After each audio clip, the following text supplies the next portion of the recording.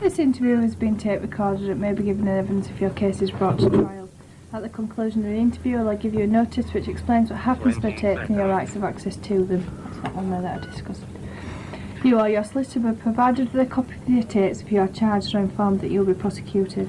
MPC 4945 Richardson Floods investigating Section 47 assault ×2 and theft. Also present is my colleague. PC 5005 Ditch, also Bradford Central Police Station. Okay, I am interviewing. Can you state your full name and your date of birth for me, please? Shazad Hussain, 22nd of the 2nd, 77. Okay. Also present is your solicitor. I'm Mr. Clark from Eaton and Kerr Solicitors. Okay, the date is the 23rd of December 2002 and the time by my watch is 17:22 hours. And we're in an interview room at Bradford Central Police Station. Before we start the interview, I wish to remind you of your rights. You are entitled to free legal advice. Obviously, you've got your solicitor with you at the moment. Are you happy with your solicitor? Yes, I am, yes. Okay, if at any time you want to speak to him without us being present, or you want to change your solicitor, then let me know. I'm a colleague and we'll do that on your behalf. Okay. Okay, before we start, I'm going to have to caution you. You do not have to make harm your defence if you do not mention when questioned something which you later learn in court. Anything you do say may be given in evidence. Do you understand what that means? Yes, I do, yes. Do you want to just tell me what it means to you and then... So anything that I say, it could be used if it goes to court. Yeah. I'll just explain it, it's easy. It comes in 3 parts. You do not have to say anything. You can sit here and you don't have to say anything. Alright. The second part of it is, but it may harm your defence if you do not mention when questioned something which you later learn in court. Basically, everything is being tape recorded, and if it comes that you are prosecuted, then obviously the court will want to know why you've not mentioned it, but mention it in court, and they'll draw their own conclusion from that. And then anything you do say may be given in evidence. Self-explanatory, everything. Anything you say today or we say can be given in evidence. Right, you've been arrested by a PC maiden at 20:40 hours last night on suspicion of assault on, I believe, your father, and suspicion of assault from your sister, also including that is theft from your father and theft from your sister.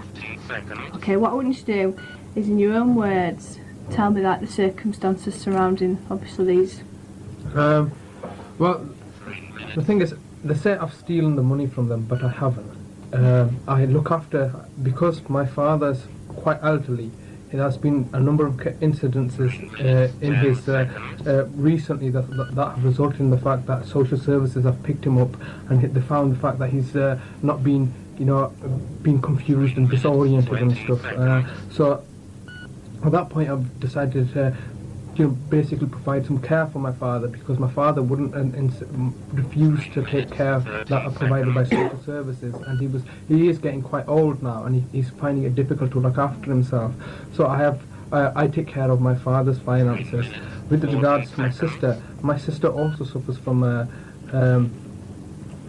suffers from depression, and her current address is in Oldham, but because her husband went to Pakistan, she's moved in with us because we thought she can't look after herself, because she is also suffering from depression, and she gets really annoyed, and so I've got a situation where I've got my father and my sister living together, who are extremely how can I say this? Extremely, not stable individuals.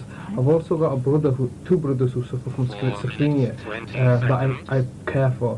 One of my brothers is in a residential home. The other one lives with the rest of the family. So, as you can imagine, it's quite an explosive environment. And now I'm in charge of taking care of their well-being and looking after them. And the reason is that the reason I have taken their books, I've clearly explained to my sister the reason I've taken her books. I've told her the fact that she's not well. When her husband does come back, I will go through I'm more than willing to go through all the details because I keep a record of every penny I spend of the family, because I knew one day I might be questioned like this or from the relatives. So I keep a note of every penny that I spend from the family. And I've told her, when your husband comes back, I will sit down with him. We'll go through all the finances, and I'll give him the books. But you got to understand, my sister's slightly, like quite difficult to talk to, because she's like, oh, my husband left me. Her husband didn't leave her. Her husband just gone on holiday. But she goes, oh, my husband left me. I don't want ever to see him. I go, like, while you're here, I'm going to care for your needs. You're not going to have a problem with regards to anything that you're eating or anything else. And similarly with my father, because my father is really old, he can't look after himself, so I take care of his finances. I've actually spent £500 redoing the whole house's carpet. I've recarpeted the whole house that he stays in. So I mean, for them to say that I'm stealing the money, it's not the case, because I know the fact that I'm going to have to justify every penny that I spent, and I keep a record of where all the money goes. So when they say I stole from them, that's because I've said, look, I've taken care of them for you, because you can't look after them. Because I know there has been incidents in the past where I've taken my father's books, or police officers come down and said, look, you need to give them back. So I have given them back, and he's gone and lost them. Fortunately for myself, he lost them within the house. He has a tendency to get confused and lose stuff. He basically every morning he's like, when he was on his own, I've lost my socks, I lost my list, or something. He gives it somebody's come and nicked them from the house. Like, nobody stole them, they're in the house. So currently the people that live in that house are my father, my sister Zaida, who's only there temporarily while her husband comes back, but she's also very, very ill. I've got my brother Talib, who suffers from schizophrenia, but he's very much of a pacifist. He doesn't argue or swear or anything like that, so he's very calm. And I've got my mother, who also helps out. She's the only person that I can count on. Now these people live together. Because my father has a very aggressive personality, and he starts arguing and everything.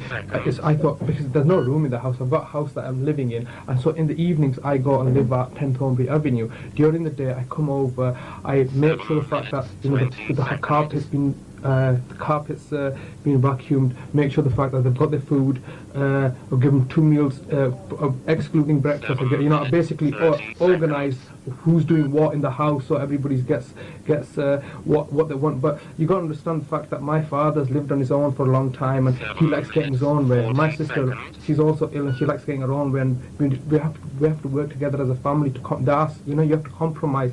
My father goes, I'm hungry now, I want food now. I'm like, Dad, you're gonna have to wait for us, and together. And there's no point us making you chapatis and then 2 minutes later making somebody else chapatis. We'll all eat together. So because my father's very aggressive, he can just he gets very angry, and in the past he has, because my sister's also like that, she has a tendency to sort of lose her temper as well. They've often been embroiled in arguments, and and it's been and I'm the one that has to calm things. These two people and now see me as the enemy, and they're saying, oh look, he's nicked our books, he's assaulted us, he's beating us up, while I'm only there to care for them. I mean, it's my family at the end of the day. It's not the fact that the strangers. I'm the reason I'm there is because I care for them, and I'm providing them with the care that they need. Obviously, they can't understand the fact that they like this, and for a long time I couldn't understand why my father used to go through these different phases where he'd be really nice to me. I said, son, thanks a lot for taking me to the mosque, taking me to the hospital, and so on and so forth, because he's got his eyes removed. And then sometimes he'd just flip and say, look, you this, that, and the other, you nicked this, that, and the other. I couldn't understand it. Then I went and talked to his doctor, and I said, look, my father's, his life at home is getting really, really stressful. My father's, he's playing up a bit. The doctor said, look, he might, because of his age, he might be suffering from, dementia or something. He goes, I'll give you these tablets to calm him down, and I'll give you these tablets to calm him down, and you should be alright. If not, you can come back, and I'll refer him to a psychiatrist, and things have been fine since then. The thing is, with regards to the incident that happened that day, what had happened was my father had entrusted £2,800 to another family member, and what had happened was And then my father got so paranoid, thinking, oh, they're going to steal from me. After he had given them the money, he got some other relatives to go to their house so he could count the money. Now, at this, they were quite offended because they were like caring for his money, and now he's like, bringing other people in. So they came to our house and they said, look, we're not prepared to look after his money. He brought other people into the house and it's not right. And I was not aware of the fact that he had given you the money. Why? I asked him, why had he given him the money? Why had he given some other people the money? They informed me, he informed me, he said, look, I'm going to die soon, and I need to, sort my, funeral expenses. I said, look, Dad, I'm your son, I'm going to sort everything out for you. You just need to relax. And he goes, no, that's my money, I worked hard for it. But then eventually, because we were in dialogue, everybody was there, he goes, all right, look, you keep the money, look, you can give my son the money, I'm quite happy with that. So what happened was, that was like when he was in one state of mind. Then I had gone to collect the money, and what was I going to do with that money was, obviously this is not my money, I have my own money coming. I was going to spend this money, and I am still going to spend this money double glazing his house, because there's a lot of draft in the house. And so I came back, and a couple of days later I told him, oh look, they've given me the money, so it's okay, there's no problem there. He just lost it totally. How dare they give you the money? They're not going to give you the money. That's my money. They're never going to give you the money. I'm going to go see them myself. I go, look, Dad, I'll take you. Then what happened was, this was Friday. He ran away from home, and we were quite worried, because the thing is, he doesn't hear well. He's got cataracts done, and he just ran away from home. But fortunately, he did go back to the relatives. They rang us up and they go, look, your dad's here. And that's when he's been, he was on their case saying, look, my son's stolen my money. It's your fault. Go call the cops. And that's why they called the police. And that's one of the reasons the police came down. So later on that evening, I went to see him, and obviously I was like, look, why are you doing this? I'm here to help you. If this is your money, I'm not going to take any money from you and start spending on myself. I've got my own money. I take care of the whole family's finances. So the thing is, I give him everything that he needs, but I don't give him any money, because if I give him some money, then I've got my sister who's saying, look, why are you giving him some money? I want some money as well. And so the thing is, it just caused a lot of hostility. But I've told my sister, when her husband comes back, I'm gonna square up with your husband. I'm gonna explain exactly where the money's been going, because I do keep a receipt of everything. But my sister needs some help as well, because she's like, oh no, she goes, I'm gonna buy a new house, I'm working up onion factory and be independent. I go, look, that's fair enough, you can be independent, but you're not she can't be independent right now, because she's like, she can't look after herself, and that's why it has been going quite well, and there's not been that much, the hostility within the house has sort of calmed down now, and it is slightly getting better, but and then I was like quite confused why my father would call the cops, the police on me, because of the fact that everything was going so well, and he's getting food, or he's getting regular meals, but and he's just quite upset the fact that I've taken over his finances. He wants to be independent, but if I allow him to be independent, I've asked him, what do you want? He gives it, look, I want you all out of my house, I want my own money, and I want to be left alone. I go, look, I can't do that, because the thing is, if I leave him on his own, he's not, I've often come into the house and there's been gas leaking. So he's an elderly gentleman, he's refusing to take care from social services, and I go, look, I'm sorry, I can't do that. My other alternative is to put him into a residential home. But I know he's not gonna he's quite an active person. He goes to mosque, all the time. He eats really well. He's really gonna get even more worse and depressed. So currently he's just the main problem with my father is the fact that he feels the fact that we've invaded his space, which I think to a certain extent we have done. We've come in and started living there. The whole family started living there, and he's been quite up and down. Plus he's got his eye cataracts removed, so he's he's been quite. He's an elderly gentleman. He's quite fragile, and he's but slowly we've been living with him now since end of October. So slowly he is gradually getting used to the fact that he's this is the way things are going to be, and he's sort of coming around now. My sister's also getting well. She is getting she's on the mend now, but there's still a lot of issues with both of them that needs that and it's all comes down to me. I have to look after both of them. So that's pretty much. Right. Okay.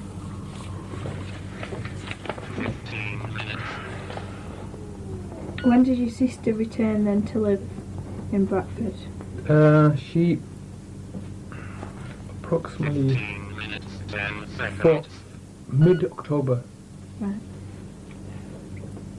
You want to step in and ask? Just let us know all your family members, mate, please. So your dad, is he called Ghulam Hussain? That's right, yes. Yeah? I've got. Your mum's called Fatia Begum? That's right, yes. Yeah? Is yourself Sajid Hussain, yeah? That's right, yes. Okay. And who's the sister that lives with you? Currently, the one that lives with us is Zaida Begum. Zaida Begum. And she suffers from depression. That's right, yes. Okay. You got any other sisters? Yes, I have, yes. I've got another sister that lives in Bradford. Her name's Haldabi.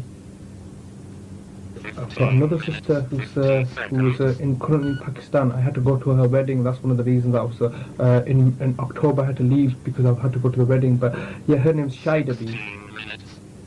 Is she still in Pakistan? Yes, she is. Yes. Okay. And where does she usually reside? 10th Norby Avenue. She resides at your address? That's right, yes, she does. My mum used to reside there as well, but my mum's, since my father's been like this, my mum's, I've told them, you need to go in there, because obviously I can't care for my brother in one house, my father in another house, is just, it'd just be too much, so I've, put them all together, so I can, provide sort of, Okay. And your brothers, that was Nazam Hussain? Nazam Hussain is the one that's in a residential home, he's the eldest, and he suffers from schizophrenia. Whereabouts is his residential Warmer home? Lodge. Warmer Lodge. Yeah, Warmer Lodge. In Warmer Villas. Talib Hussain? Talib Hussain is a second to last brother. He's older than me. He's currently at 30 Rochester Street, but he used to live at 10th Norby Avenue with myself. He suffers from schizophrenia as well. I've got a third brother whose name is Adalat Hussain. Yeah. He lives on Granton Street. Yeah. And before I started caring for my father, because Granton Street and Rochester Street where my father lives are quite close together, my brother used to provide some sort of, mediocre care. He used to look after and read his bills and stuff and just pay some bills or...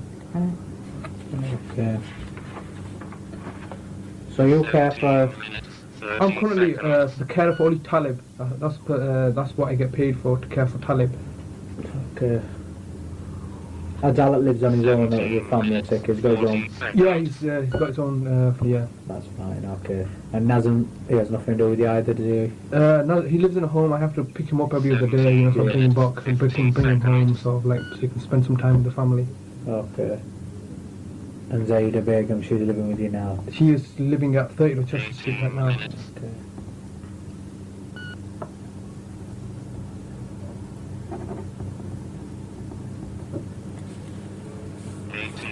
Alright. You did a section 18 at your house, okay? 10th Norby Avenue? Yeah. Okay. Where we've seen various items. Okay. That weren't in your name, obviously. Okay. Okay, because there's allegations of theft. And, Okay. Okay. Just clarify certain things. So, like you said, do you keep all the gyro books? I keep everything. I keep the gyro books, the bank books, the passports, everything. Okay. 18 minutes, 40 seconds. So you keep the social security books for your dad? I do, yes. Okay. Who cashes them? I do. Okay, and you keep care of the finances? I do, yes. 15 seconds. What about the social security books for Talib? All of them. Yeah. Do you? Yes, I do, Yeah. yes. For all of them. 19. Cash those as well. Yes, I do. Do you keep the credit cards as well? There's a National Gyro Bank card that belongs to your dad. Is that do you?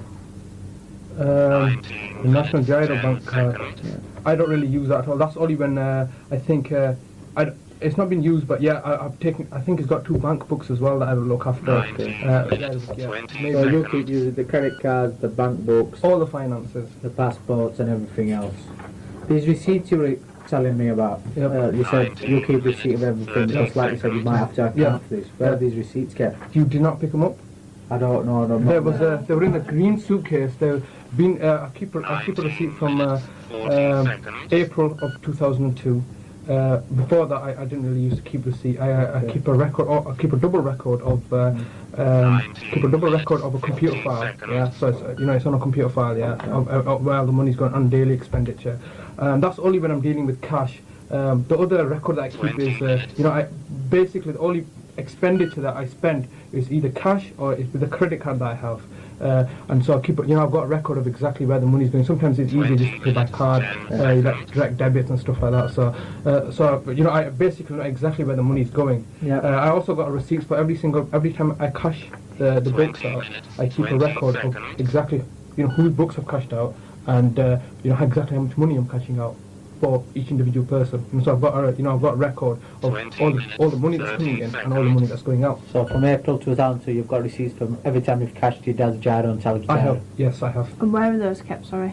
In suitcase. Where is that? No, did you actually go into my house? No, we are on ourselves, sorry. They basically, there's a little envelope that says the month, the year, and they're all in there. They're in a green. Is it a little green book? No. It's a suitcase. It's like a green suitcase. Okay. It's got little files in it. So I keep a record of them. That's every month. Within the month, I've got like a little box that I keep. All the all the money coming in, all the money going out. I keep it there. And then at the end of each month, I go through all the receipts. Yep. Make sure I've got a record of them. Then I just pack them all up and put them into the green box. Put them into an envelope, so I've got keep a record of them. What's Zaida's husband called? Is it Mohammed Khan? No, it's like yes. 30 seconds. Do you keep some of your mum's items as well? Yeah, her jewellery as well. Yeah. Right. What do you remember what sort of jewellery it is? There's quite a lot of jewellery that she's got. I usually keep it all in one. All the financial things are all in one drawer in the house. I usually keep them with a lock, but I didn't lock up. I haven't locked them because I was just doing them. So you probably got to see everything that was there. But I don't keep a record of that.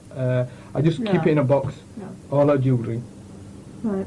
Does it all just belong to your mum or does it belong to your sister? No, nothing belongs to my sister. It's all my mum's. My sister keeps all her jewellery in her jewellery box, which is in a bank. That you can get bank box. Yeah. So her jewellery is there. My mum's jewellery, I sort of take care of. Yeah. It's not a problem. 22 minutes, 30 seconds. Statements.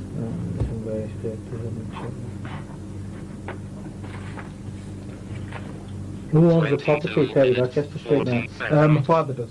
No, is he sole occupant owner? That's right. Yes. And all the property you live in? My brother Talib does, but I pay the mortgages because I get the money, so I pay off the mortgages. But it's under my brother's name. Before he was not always schizophrenic. He used to work, and so he was well then. It's just that start going down. So as the people go down, and I start taking care of them. Do you know what medication your dad's on? I can't really tell you off by hand. He usually takes some eye drops and cough medicine. The eye drops are for his cataracts, cough medicine for his cough. But I've been given some tablets by his GP that are that are not to be used regularly. But whenever he gets worked up and aggressive, I just give him to calm him down. So they are just for his, like you said, when he gets worked up. Yeah. They're not regular. They're just something that medication. They're just something that because of current circumstances that I've had to go to the doctor and say, look, my father's not. Can you remember when you did visit the doctor, roughly? It's not been that long. It's been about within the last 2 weeks. Right. And who is his doctor? Dr. Kara. Dr. Kara. Where's that based? Barkrend Health Centre. 24 minutes. And your sister, you say, suffers from depression. Is she on any medication? Yes, she is under medication now. The thing is, as you can appreciate, it's a lot for me to take on. I've got a father to look after, I've got 2 brothers to look after. So my sister, with regards to my sister's medication, it's something that I've been very reluctant to take over, because you know, it is quite a lot. So the person that looks after my sister's medication, usually, because she's only been here for such a short period of time, it's my brother Adala. He's gone up a couple of times with the, met the doctor, got some medication. But the thing is, she refuses to take her medication recently, and that's why she's been working herself up. And I'm telling you, look, it's not my fault. You need to calm down and take the medication. She goes, no, I'm well, I don't need to take this medication. And I'm thinking, look, 24 minutes, 50 seconds. Right, just before we go into this, can you remember what happened on Sunday the 22nd of December? 25 minutes. Which was the day before yesterday, wasn't it?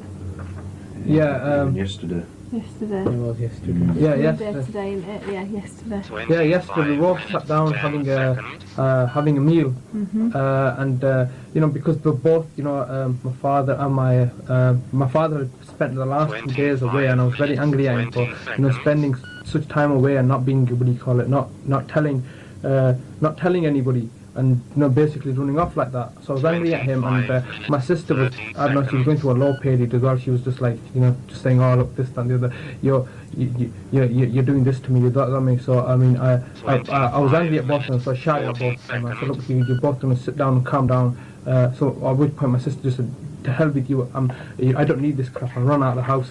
25 minutes, 50 She seconds. didn't return back until the police came. Right.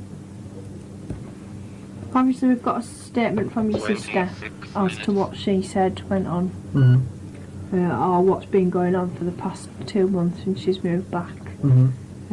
Just going to read through it. 26 minutes, 10 seconds.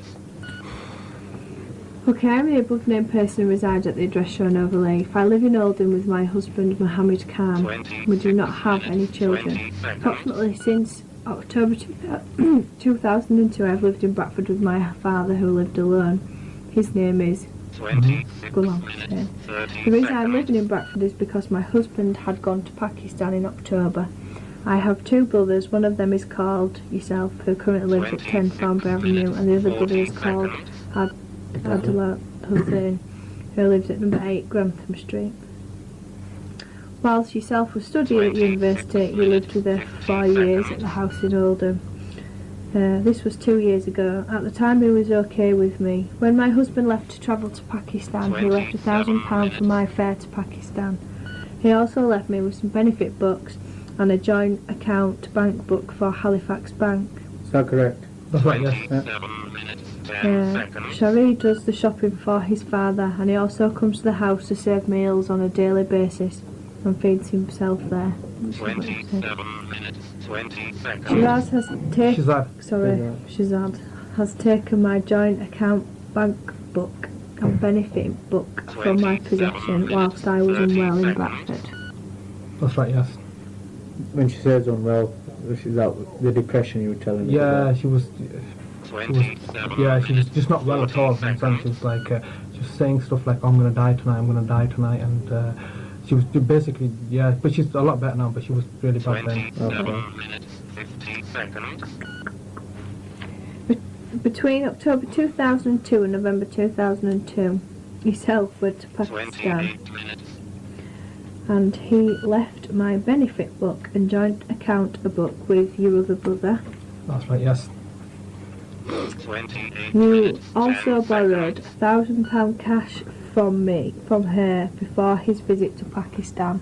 No. The £1,000 that she's talking about is the fact that 28 minutes, before, you know, 20 like seconds. I was going to go abroad. Like I said, my sister was getting married. My father had just gone berserk for a couple of days. You know, and he just totally lost it. My sister's just come back, and all this when I got 2 days, I got to go to Pakistan.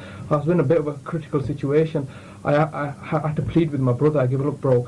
Listen, I've got to go. It's our sister's wedding, you know, and I'm going to have to ask you to stay and look after them.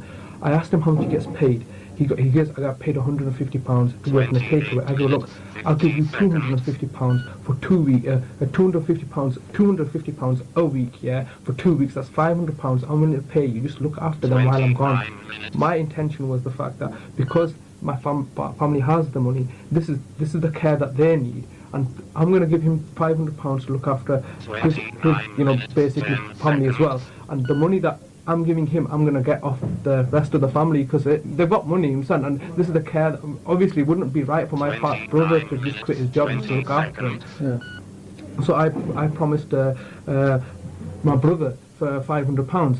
Before I left, I needed to make sure the financial situation's okay because I couldn't leave these people. My brother he's not very responsible, shall I say. He's well, you understand, he's the only one that's well out of my brothers, but he's not very responsible, so I had to clear out all the finances. We came to my sister's finances. I give it up. We need to make a record of exactly what books she's got, because I don't want you to take them or get them getting lost. So we both sat down, we both made a record of exactly how much books she's got. And who's that, you and your brother? Me and my brother, that's right, yes. And I give it. When I come back, I want, obviously we can compare it because I want them, I want you to tell me what you can do with these books, what you've done with them. And so he kept all the books, and the £1,000 I kept. I give it up. I'm keeping the £1,000 because I was living at Thornbury, so I just put it there for 2 weeks while I was going to go. I'm going to take care of the money. You take care of the books. When I come back, because I'm the only person that's caring for him, he's got his own life to live, So I give it up. When I come back, I want the books back. So that's what happened. That's when she's saying I borrowed the money. I still have that money, and I'm just and that £1,000 she gives her husband left her to go to Pakistan. Her husband did not leave her to go to Pakistan. Her husband also had to go to Pakistan on short notice, and he was quite worried the fact that she was not too well. So he left her £1,000, and in front of us he goes, look, here's £1,000. I want you to look after yourself. Understand? That she was initially going to stay in Oldham. But when we saw the state that she was in, we thought to ourselves, I thought to myself, how can I allow my sisters to stay like this? She's gonna be tripping off the walls. She's not too well. So that's why when I came over, I took all the books, I took all her money, and she has constantly says, "Oh, where's my £1,000?" I go, look, when your husband comes back, I'm going to explain to him. I'm not going. In fact, I'm not even going to charge you for staying with us or anything like that. That's ridiculous. But I'm going to give him his money back because he gave that money to look after yourself. You're not living on your own. You're living here. But she said, no, my husband. She gets worked up and said, oh, he's left it to go to Pakistan. He did not leave it to go to Pakistan. He would have taken her to Pakistan. He's rang up a couple of times saying, how is she? Because he is also aware of the fact that she's not too well. So when she says the fact that it was her money for herself to go to Pakistan, is basically that's just her point of view. That's not the truth. And when she says I borrowed the money, I didn't borrow the money. I basically said I'm going to take care of this money until your husband comes back. And when your husband comes back, we'll sort out the finances then. But did the husband say the money is for her purposes? For her purposes, yes, that's right. For her purposes, living purposes like food, so on and so forth. Yeah. But because I'm providing the food. Because you got to understand, I got to make this family work together, and so there's no point in saying, oh, well, you've had bunch party, I'm going to charge you. So it's a little bit too much. So I thought it's not really worth it. She doesn't eat that much, you understand? So plus family, innit? You can't, So I thought, forget this. I'm not going to spend a penny of that £1,000. I'm just going to give them the money back because she's our responsibility. She's my responsibility. She's my sister at the end of the day. She's looked after me for 4 years. What kind of guy am I that going to say, oh, I'm going to take your money and look. So if she said she wanted to go back to Oldham and take the £1,000 off you and go back to Oldham, would you give her the £1,000? No, I would not give her the money back because you got to take into consideration she's not well. I can't give her the money back so she can live on her own. I can't allow her to go out on her own because she's not well unless somebody's there to supervise her. Only when her husband comes back am I going to give all the books and money back to her. Well, what you got to realise is if she wants to leave the house, she can do. At the end of the day, it's her decision, not yours, is it really? That's fair enough. I mean, under normal circumstances, but surely somebody who can't look after themselves, can't be allowed to just live on their own like this because I have to think of my sister's safety, and if my sister's not well mentally and I live on her own, surely that can't be right. That's one of the reasons that I moved in with my father, is because my father's not mentally well for him to stay on his own. He leaves the gas open, and that's quite dangerous for them. I do understand what you're saying, that my sister does have a right to leave the house. Fair enough, I really do understand. But these people, people have rights for their own safety, for their own benefit. If my sister decides, says, "Oh, I want to go jump in front of a bus," does she have the right to do that? I don't think she does. You understand? She doesn't have. But when it comes to her safety, I've got to be the one responsible. I say, look. So where's the £1,000 now then? I still have the £1,000. Whereabouts is it? No, I've put it into a bank account. In the bank. Yeah, that's right. Yes. Is it in your bank account? Yes, it is. Yes. Because I mean, at the end of the day, I've got a record. Everybody knows that I've got their £1,000. It's not. It's nothing that I've taken away and sneaked away. I've even told the husband that I've kept £1,000, and I'm gonna actually your money come back and I'll pay you it. So it's not the case that I've taken their money away from them. Because at the end of the day, it's quite heartbreaking. But my family is not financially, they're not low financially. They just need organising their finances because at the end of the day, they don't have any lavish lifestyle. They don't go out to eat. They eat inside. They don't have any expenditure. They just need to sort their finances out, and that's why I'm trying to help with. I'm trying to care for them. Okay. 34 minutes. Carrying on from that then, she says that other than once, she's never cashed any benefits from her books. She's put yourself returned from Pakistan 2 weeks later and demanded the benefit books and joint account books from your brother. 35 minutes, 10 seconds. Your brother handed these over. Handed books to me while you were out. 35 I then placed the books upstairs where I live. Later, he self-returned home and demanded that I brought the books to him. I was reluctant to do this. An argument then started between yourselves, and you verbally forced her to go upstairs to get these documents. As he punched me repeatedly on the head. I cannot remember how many times and did not lose consciousness at any time. As a result, I sustained lumps and soreness to the top of my head, and this has caused me reoccurring headaches.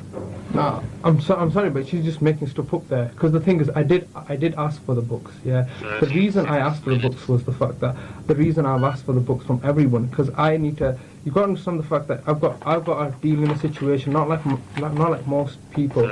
I've got a father that's slightly unstable. I've got a sister that's slightly unstable, and one of the causes for most of their fighting is money. You understand? She's like, oh, this is my money. You understand? So I just try to defuse the situation. So yes, I did say, look, I want the books. Because for the books, she was arguing with me all the time. Look, I want you to get this money for me. I want you to do this for me. I go, look, they will never do anything. As long as you're here, you're only here for a couple of more months. I said I'm going to take care of you financially. So why are you keeping going? But just sit there and she just work herself up. You understand? Thinking, oh, I've taken something away from her. I kept on reassuring and said, look, I'm not taking nothing away from you. It's yours. You understand?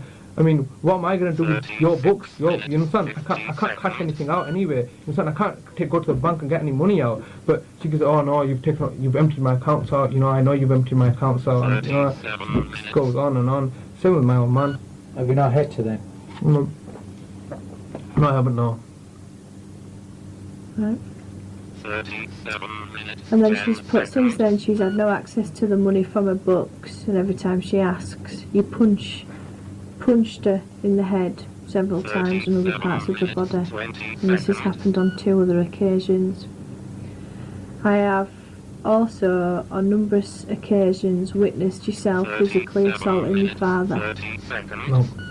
by twisted his ears, arms and legs, punch him in the body, 37 and she says she's always intervened to stop. Okay, the thing is, I'd like to bring another point into reference, the fact that when I did return from Pakistan, and I asked when I came to see my house, to come to visit them, my sister had attacked my father, in which case she had got a brick and had it busted his face open, himself. And which was obviously, it's not her fault. She was ill. My father's ill. Understand? I admit that fact that I have, in order to calm the situation, I've held people back.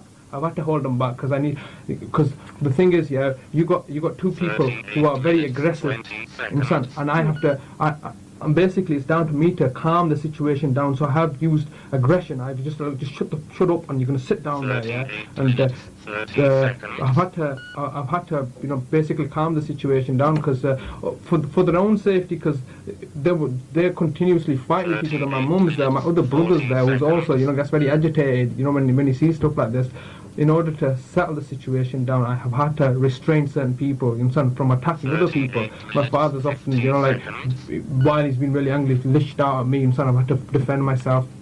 I've had to hold him down, So you can just calm down. 39 minutes. Right. What do you mean by holding him down then? Just go into that for me.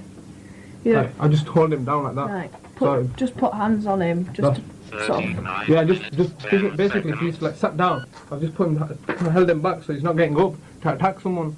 But then he just sort of calms down. Right. 39 Okay, so minutes, you're saying that 20 you've never seconds. sort of physically assaulted him by twisting his ears, arms and legs, and you've not punched him at any time? No. 39 minutes, 30 She seconds. also says that I'm aware that yourself is in possession of your father's benefit books, which 39 includes a minutes, pension book and 40 his passport. That's right, yes. Is that correct? That's right. On Sunday the 22nd of December 2002, my father was dropped off home by a family that he had been staying with for a couple of days. That's right, yes. The family advised me that my father should be looked after and should have his benefit books returned to him, and he should not come to the family home to stay with. He should not come to family home to stay with them. Can you Name- just repeat that, please? Yeah. 40 minutes, The family 10 advised me seconds. that my father should be looked after and should have his benefit books returned to him, Okay. and he should not come to that family's home to stay with them. Namely, is Bradford 7. Well, that's a bit of a confusing sort of sentence there, but basically I think what she was trying to say is the fact that our cousins that he had gone away for the 2 days, the ones that he had entrusted, the money to, they came back and said, look, basically, they don't know the family situation, you understand? They said, oh, well, basically, he's asking for his books back, give him his books back, and what else do you want, Dad? You want everybody to leave here, just leave him, you understand? So basically, this is what they say, they give the outside opinion. Right. What time are we? Take 40. 41 minutes, Right, as you were not at home at the time when he returned, I informed him of what was suggested by this family, to which he made no... 41 Yeah, minutes, 10 tape to go seconds. to change now. Okay. Okay, so we'll include this one at 18:02. 41 minutes, 20 seconds.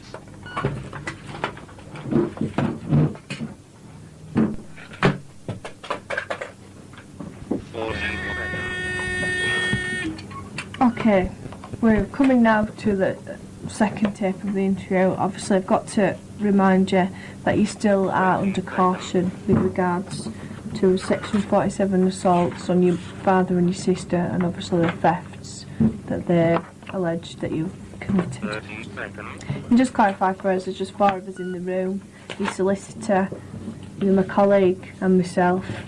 You have to speak. Okay. Yeah, it's just the 4 of us in the room.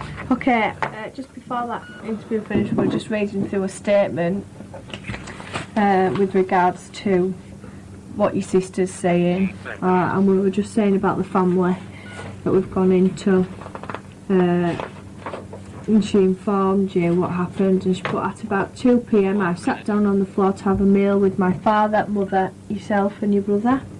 It consisted of whatever it's called. Chapattis and kebabs. 1 minute, 10 seconds. He started to serve the meal to us by throwing kebabs to each member of the family, including me. We'll have to answer to that, yeah? 1 minute, no, 20 it's not right. seconds. I objected to this and advised him not to throw food at us. To this he stated that he will throw food at us because 1 minute, we 30 had seconds. Allegedly humiliated him today. At this point I told him that if you 1 could minute, be 40 seconds. disrespectful towards me, then I can do the same. So I threw the kebab back at him. At that, you were sat opposite her 1 and you minute, immediately 30 stood up, seconds. kicked her directly in the chest, swearing and threatening in Punjabi to kill us all. Okay, so anything Did that else? take place? I didn't know. 2 minutes, No. And at this point your mum intervened and separated you both. And then she then left the 10 house seconds. to wander around the streets until the late in the evening when she arrived home and the police were in attendance. We'll call the police. 2 minutes, Do you know the cousins in Bradford 7? on the night before, because my father had gone away on Friday, he had stayed at theirs for 2 days, and my father had insisted while he was at their residence that he was, call the police and Shazad and get my money back and so on and so forth. But the thing is, my father, he's done that before. Then he calms down, and suddenly it was like first he goes, oh, you're this, that, and the other, but then he just calms down. So I was quite surprised that they did actually call the police, because he always, says, oh, call the cops, and then he sort of calms down, and then, the thing is, he just changes personalities, then he'd be really nice. And have we attended at your address before? Have we ever attended? Yes, you have, yes. When was that then? The thing is, I live separately, and I'd pop over, and my father had gone into some sort of rage, because my sister was there, and he just said, look, get out of my house, because my sister had said something, and so the police did come over, and by the time I came over, they were at my brother's house in Granton Street, and, he goes, I don't want to stay with these people anymore, my father was saying this, and the police, just wanted to resolve the situation, because they couldn't understand, because there's nobody speaking English. So when I came over onto the scene, they gave, look, what's happening here? My father got very aggressive and said, look, he's another one that lives in that house, and he's such and such. So there was the neighbours of my brother. My brother was not there, you see, and his girlfriend, said, look, I can't have him here, stay here. So the neighbours of my brother, in fact, kept him over that night. So are the allegations that she's made in that you've kicked her in the chest and swore and threatened her? No, I did swear. Yeah, I did swear. I did lose my temper. Because obviously, Sorry, is this that situation when you were having your tea? That's right. Yeah. I did sort of lose my temper. Well, I look after everybody here. How can you say the fact that because you start downgrading me and saying, look, you look at other people, look at your father's running to other people, and you can't even look after. How can you say that I've been looking after all of you for such a long time, and you're there saying this to me? Look at you can't get, so just like a verbal dispute, and you just sort of start going off, just sort of swearing and stuff. So at any time did you kick her, or no, I didn't, push her away, or put your hands on her? No. Okay. She's obviously claiming that you have kicked her in the chest after an argument, and you've threatened and sworn at her. And basically the rest of the statement just says that she told an Asian police officer what had gone on, and then she was escorted, obviously, and you were arrested at some point, and they were escorted to the police station to provide a statement regarding the assault, and they're claiming that you've taken her benefit books from her, and the £1,000 worth of cash. So basically that's what the allegations are against you.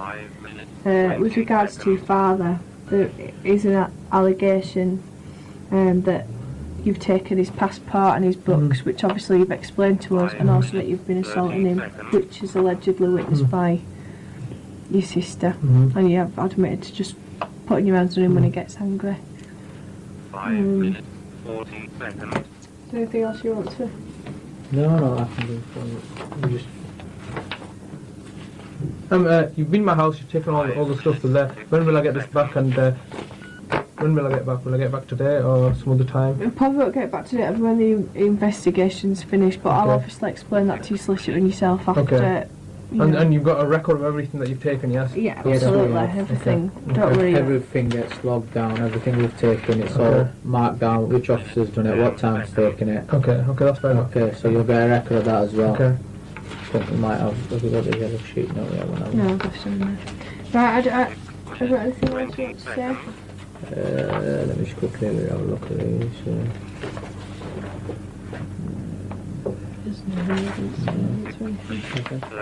Right. No. There's nothing else unless you want to say anything else. No, I don't know. No. No, thank you. Right. I think we detailed the taking hold of the father in detail, didn't we? What, when before? Yeah. About him putting hands on the father? Yeah. Yeah, We went to that. to restrain him? Yeah. That's all.